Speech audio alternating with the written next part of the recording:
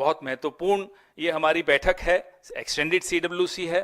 ना केवल इसलिए महत्वपूर्ण है कि इस ऐतिहासिक आयोजन को जो 1924 में हुआ था उसको 100 साल पूरे हुए हैं, इसलिए भी महत्वपूर्ण है कि हम प्रत्येक जो कांग्रेस के सिपाही हैं, गांधी के सिपाही हैं, उन सब के लिए ये जानना जरूरी है, आवश्यक है कि एक ऐसी परंपरा के हम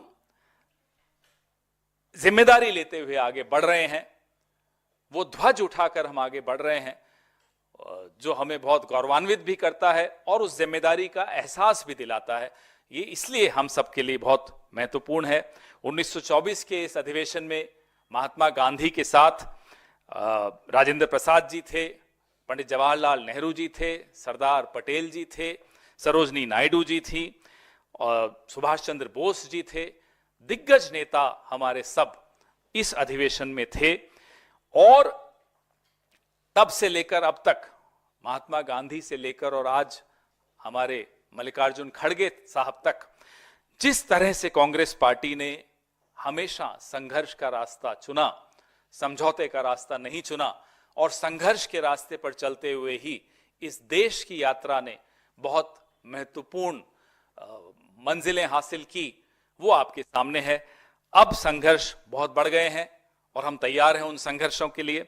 बेलगांव अधिवेशन की शताब्दी समारोह में एक चीज बड़ी महत्वपूर्ण थी कि गांधी जी के लिए एक 300 रुपए की कुटिया बनाई गई थी। कांग्रेस पार्टी ने कहा कि आप यहीं ठहरेंगे।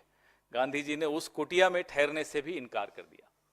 वो सादगी का जीवन, उन्होंने एकदम साधारण एक झोपड़ी में रहे, बोला इस कुटिया में मैं नहीं रहूंगा। वो 300 रुपए की कुटिया इतिहास में दर्ज है।